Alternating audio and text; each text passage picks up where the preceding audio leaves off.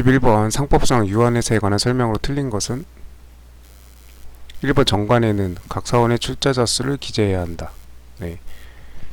이 주식회사랑 좀 다르게 유한회사는 이거 각 사원의 출자자 수를 기재하도록 되어 있습니다. 뭐 얼마 안 되니까요. 유한회사 자체가 주식회사보다 이 소규모 버전으로 이게 좀 간소화해가지고 쉽게 회사를 좀 설립하고 소규모 인원으로 이렇게 회사를 운영할 수 있게끔, 네, 사람들이 뭉쳐서 할 수 있게끔 이렇게 만든 것이어가지고, 보통 이렇게 그 법인 로펌들이 유한회사나 유한책임회사로 이렇게 되어 있는 경우가 이렇게 종종 있습니다. 판례 보다 보면 나오기도 하고. 그래서 그 변호사들이 모여있는 로펌 이런 데들은 인적 자원으로 하는, 그 법률 지식 서비스로 승부하는 곳이잖아요. 많은 자본이 필요하지 않은 데이기 때문에 보통 이게 유한 형태로 많이, 유한 책임회사, 유한회사 형태로 이렇게 되어 있는 경우 종종 보게 됩니다. 아무튼 상법 조문에 보면 유한회사의 경우에 정관에다가 각 사원의 출자 자수를 이렇게 하도록 되어 있습니다. 왜 이것만 굳이 콕 찍어서 뭐 다른 것도 물어볼 수 있는데 했는지는 뭐 그거는 출제자 마음이니까 알 수 없지만, 이거 이제 주식회사와는 좀 구분된다는 점에서, 주식회사는 뭐 각 사원의 출자 자수 이거 적고 이렇게 하는 게 없기 때문에 그래서 내지 않았나, 네, 싶습니다. 기재해야 되고요. 뭐 맞는 내용이고, 사원은 사원총회의 특별 결의에 의해서만 그 지분의 전부의 일부를 양도할 수 있다. 이게 틀렸네요. 네. 특별 결의 이런 거 필요 없습니다. 이게 상법 개정되기 전에 옛날에는 이렇게 특별 결의에 의해서 하도록 되어 있었는데, 그렇다 보니까 이게 유한회사가 활성화가 되지 못하고 이런 조그만 회사 만들어가지고 이렇게 그 활성화 시키려고 했는 건데 제대로 거의 이용하지 못하니까, 그래서 이런 것들을 풀어가지고 여기 지금 뭐 회사는 감사를 두지 않을 수 있다. 그러니까 이것도 맞거든요. 예. 이미 감사가 임의기관이어서, 예, 감사 없어도 돼요. 예. 그래서 이런 것들의 제한을 많이 다 풀어가지고 했습니다. 그래서 옛날에는 특별결의에 의해서 이렇게 하도록 되어 있었는데 상법이 개정돼가지고 이제 이런 거 필요 없이 그냥 양도하면 됩니다. 조문을 보면 사원은 그 지분의 전부 또는 일부를 양도하거나 상속할 수 있다. 여기 무슨 어떠한 제한 없죠?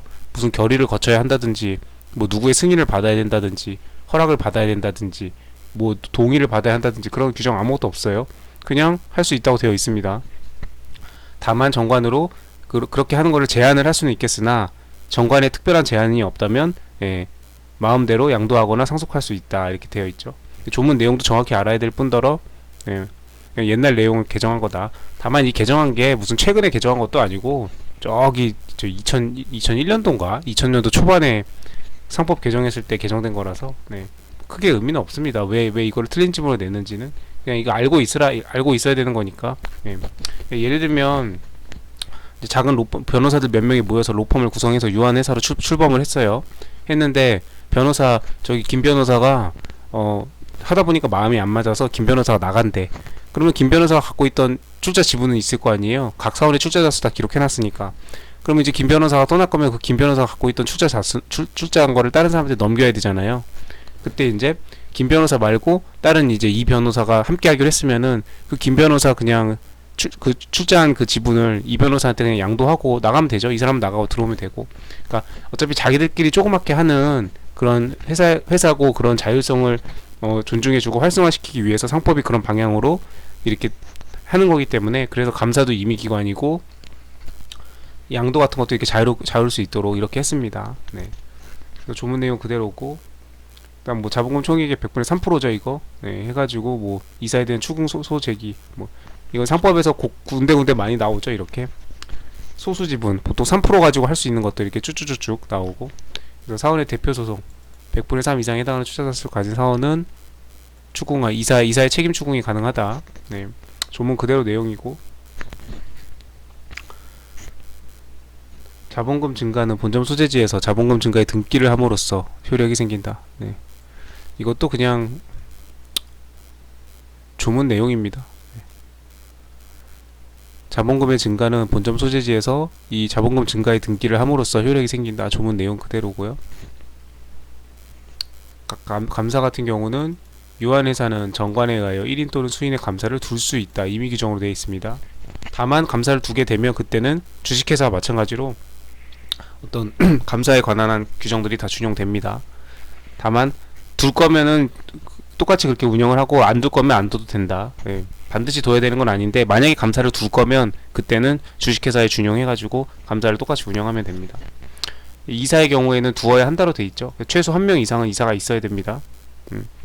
그리고 수인의 이사가 있는 경우에는 주식회사처럼 이사회를 두는 게 아니고 각자의 이사들이 각자 회사를 대표하는 게 원칙이고요.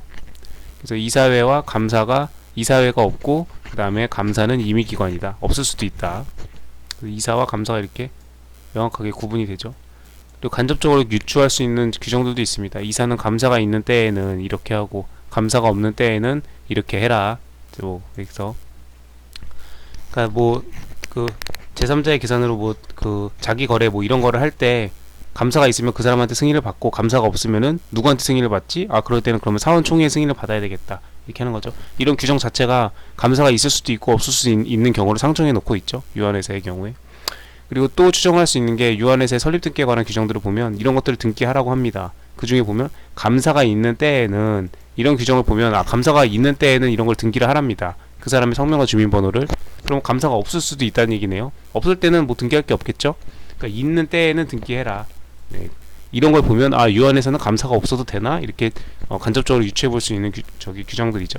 네, 그냥 참고로 그냥 올려봤습니다.